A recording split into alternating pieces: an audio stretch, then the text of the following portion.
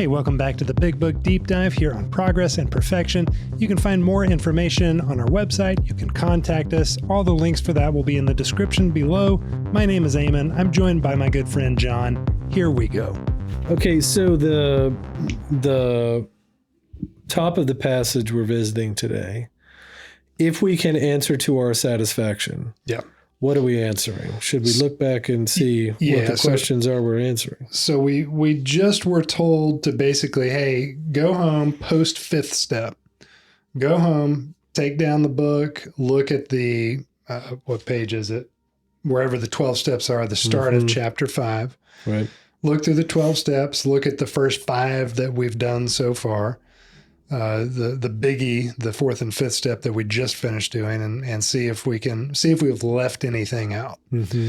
Specifically on our 5th step, I guess, and then just in general, are we being thorough here? Have we really done a 3rd step, turned our wheel, just revisiting 1, 2, 3, 4, 5. And then we get up here to, and there's a couple prayers in there that it talks about, and then we get up into the step 6. If we can say, yeah, we're good. Yeah. We're not skimping, hadn't left crap out we should talk to our sponsor about, pick up the phone after having just left him. And, oh, yeah, well, I did do X, Y, Z.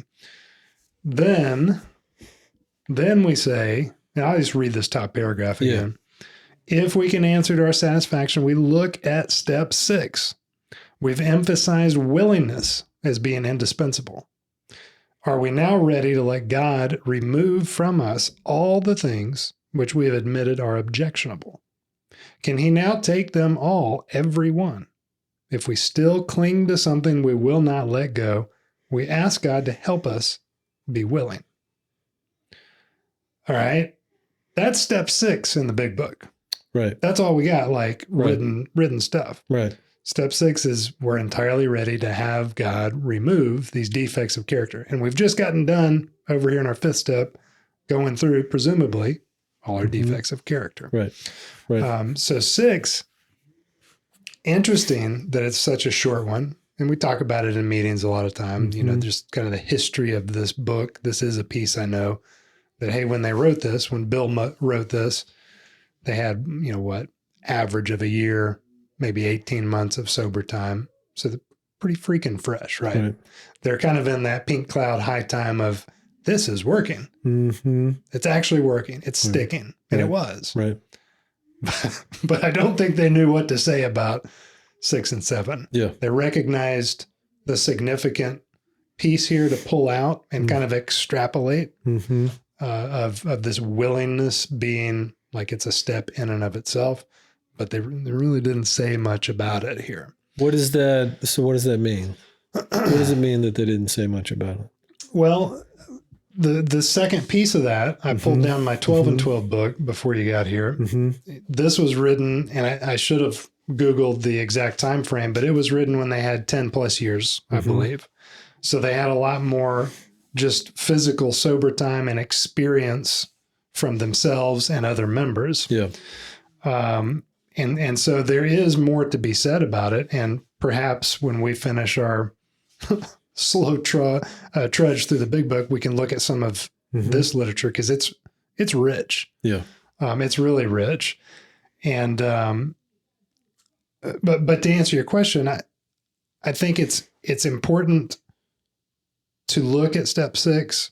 It was for them, and to say, hey, kind of like this hour period of time we're putting after the 5th step of really doing some soul searching, dedicated soul searching. Let's make sure that we're thorough. Right. And now let's make sure, hey, if we're actually in the process of changing, if we've invited God in to change us, now we've confessed these things that we hadn't told some of them to anybody before, to another human.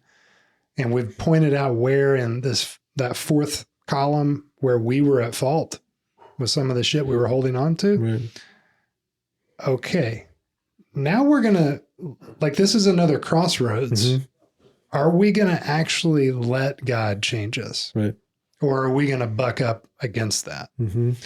And the piece in the book that I just read, that paragraph is, hey, if we're not willing, we ask God to help us be willing. And then it kind of goes on, as we'll read in a minute, into just okay, step 7, let's go. Right. It talks more in 12 and 12 in this literature of, hey, this separates the boys from the men. This is a big deal. Like we don't want to act like we can attain perfection, but it's kind of what I've been getting at with this progress and perfection stuff, but we do need to seek it. We do need to recognize that there's an ideal. Some of it we may have crafted for ourselves for the first time. Right. Like we talked about sex relations. What's our ideal going to be going forward with relationships? Right. And hopefully God is our guide and our guidepost in that. But are we going to actually be willing enough to start taking steps in that direction? Why would I not be willing to have God remove my defects of character? Well, let's just look at some obvious, and maybe this might be a stretch to call language defects of character, because, y'all hear us, we're cussing every now and then, but take that to the extreme and say, you just have a filthy mouth and you recognize that this is actually harmful to myself, others, and my God. And it's standing in the way of a certain level of growth. And I use that because I've wrestled with that at various periods. Sure. Cleaned up to PG-13 levels, right? Yeah, right. You know what I mean? Right. But there are levels to some of this stuff. Sure. So it can be more attractive to hang on to something like that. And that's an easy example because a lot of times it doesn't really hurt anything. A lot of times it's kind of social gray ground, can actually be an asset, personality-wise, humor-wise, stuff like that. Not really going to make or break my sobriety. It's not going to get me drunk. But I think to the boys, separating the boys from the men, the girls from the women, it may be separating me from what God has in store for me. It may be myself holding me back. Yeah. Yep. How did you know what your defects of character were? Because like the one you're just saying there isn't selfishness, self-centeredness, the ones that are listed in the book. So how do you stumble upon this realization of what your character defects actually are? Well, you should have done some discussion with your sponsor in the fifth step about that. And I would offer that there's some selfishness in the example I gave even of, and some inconsiderateness of, well, if I'm not this way, if I don't act this way, people aren't going to like me. I'm just lying to myself. Yeah. Dishonesty too, right there. Yeah.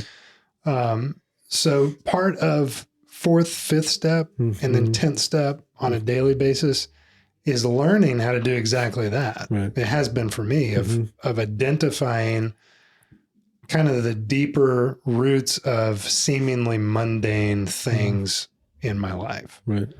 And that's a process, man. I mean, it's not like we're going to be, and it speaks to that big time in 12 and 12. It's not like we're going to recognize them all immediately, get rid of them all, or have him take them all immediately. Right. It's the onion analogy of constantly peeling back the onion to the next layer. Right. Right.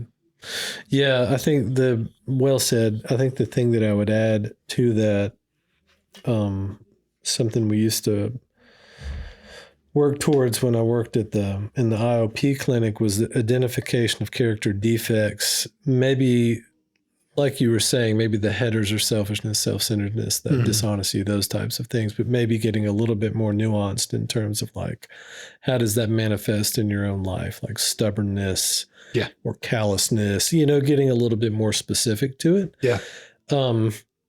But one of the cool things that we would do, it's kind of like if you get rid of these character defects, you create a void. So we need something to fill that void up with. And sure, like God fills the void, but it was interesting because what we could do was create character assets out of the character defects. So for instance, to use the stubborn one, if I identify stubbornness as a character defect, okay, how did it also work as a strength? Or how can it also work as a strength? Resiliency, perseverance. Like as drug addicts, these are amazing qualities and characteristics that we have. A willingness to suffer, doing hard things. Absolutely, those were things that worked against us when we were using, but in sobriety, I think it can be important to like begin to pull out these positive characteristics that we do possess.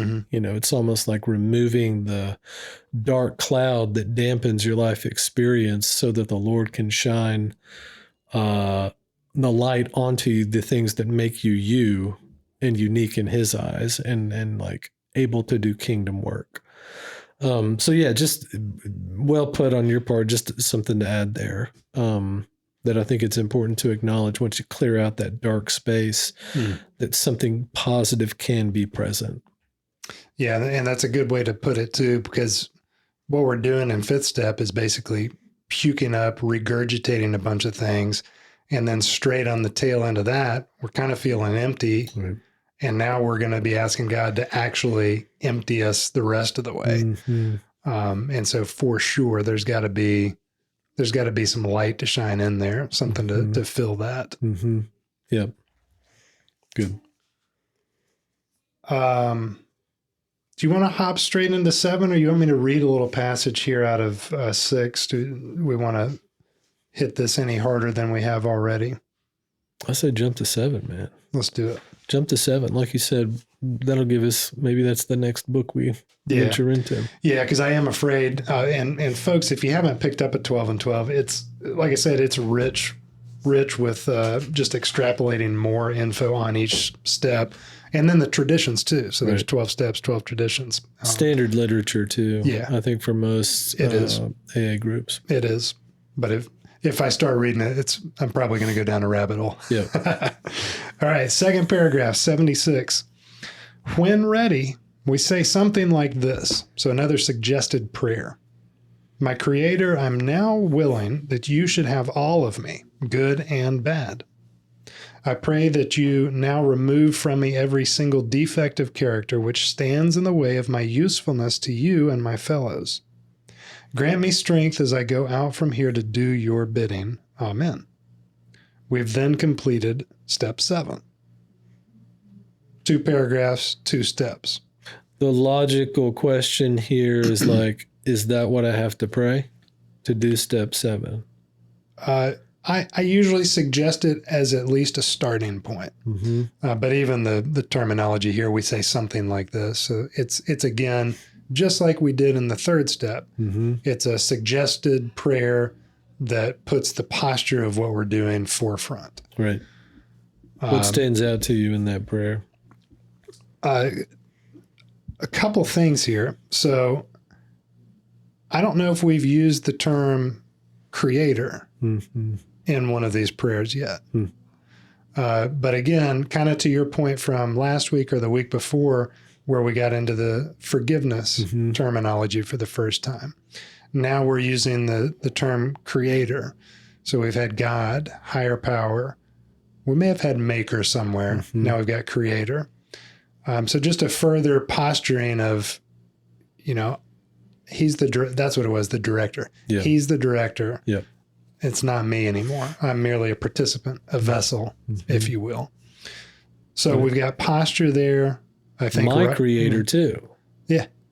Not just the creator or a creator. Yeah. I think Personal. there's something, there's a level of humility that's expressed in that statement. Absolutely. The second thing that sticks out to me is this point that they make to this ending phrase. I pray that you now remove from me every single defect of character. That's like the thrust of the step, like take away my defects, which stands in the way of my usefulness to you and my fellows. The kind of reading between the lines mentality here is that, well, maybe some of that might be useful to him still. And in fact, some reasons that he might not take it all away all at once is that he's bigger, he knows better. He'll use even my defects, even in sobriety, for his good. All things work together for his glory. And that phrasing just, it's always been a little quirk that's stuck out to me. And maybe I read too much into it. But I think that the wording is perhaps not accidental there. Sure. And I'll give you one more thing that was pointed out to me here too, is is we've got an amen at the end. Right. And we didn't in the third step. And these are two bookends to me. Right. Is we have this third step prayer of, God, I offer myself to you. Almost an invitation, a beginning, an initiation. Build with me, do with me as you will. Relieve me of self that I can do your will. Again, we're beckoning back to or hearkening back to use me to do your will as I go out from here to do your bidding. Is how it does it in this one. Yeah. But we've got two bookends of we begin this process. We do some hard stuff in between with 4 and 5. And now we sort of bookend that prayer, not to leave it there, not like it's an end, but okay, we're on the way. Yeah. Yeah. Yeah. Because what's next is some cleaning up. Right. Right. We've puked out. We're starting to fill up. Now we're going to go out and clean up. Right. And then hopefully continue, rinse and repeat daily. Yeah. Action oriented. No, I like that. I think that's clever. It's a clever take on that. I think it's pretty applicable. Yeah. I guess the phrase part of this that stands out, all of me. Well, that's scary.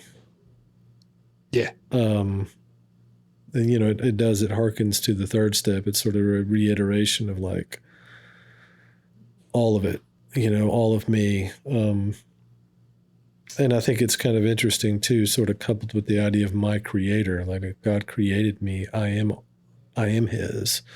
And it's just almost like giving yourself back to the person who did create you. Again, this sort of like humility in there. And then to pick up on what you were saying there, being useful to you, to God and to my fellows, suddenly it's like purposeful. You're introduced to this, and we'll follow it up obviously with the 12th step, but this idea that all of this stuff isn't for you. It's for a bigger purpose. And it's a bigger part of a bigger plan. And I think like that's the first, to me, it's sort of the first drilling down on that idea that like, this is for a bigger, this isn't necessarily about me. It's not necessarily about you. It's about the people that we will help. Introducing this idea of almost mission. Here's why you are changing. It's so that you can go out and help and be of service. So I think that's kind of a cool thing too. I think of, I've been crucified with Christ. I no longer live. He lives in me. The life I now live in the body, I live by faith. The Son of God who loved me, gave himself for me. Just this idea of almost a concession here, if you will, that, what you said, that was yours all along. Right. I guess I will concede to that point and start acting accordingly to the best that I can, and equip me, please, so that I can do that. Right. Because if we're on the beam here, and I sort of was when I did this the first time, but I wasn't thinking about it in this depth either. Right. But we begin to line up and kind of start doing the switchbacks, on this trail, getting off kilter here and there, but beginning that process. Yeah. Yeah. I mean, it's clever because the whole thing just seems to be so missional. I mean, it's so gospel rich and like gospel oriented. That idea of change, a spiritual experience that leads to change, but it's change with a purpose. It's not change so that you can sit and be quiet and go, it's change with like this missional attitude of like, go therefore and make disciples, baptizing them in the name of the Father and the Son and the Holy Spirit. It's like taking the experience that you've had and then taking it out there. It's really kind of cool. I think it's neat. Hey, thanks for listening. You can find more info at progressandperfection.com, and we'll talk to you tomorrow.